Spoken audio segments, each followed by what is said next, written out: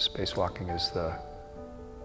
maybe the most stimulus-rich and magnificent experience of my life. The 15 hours that I spent outside over 2 spacewalks, 10 times around the world.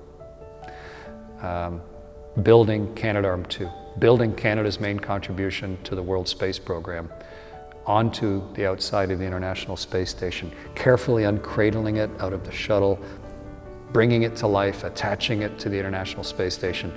and then once we had it attached, then wiring it up so that it not only had power, but it had computer control, and it had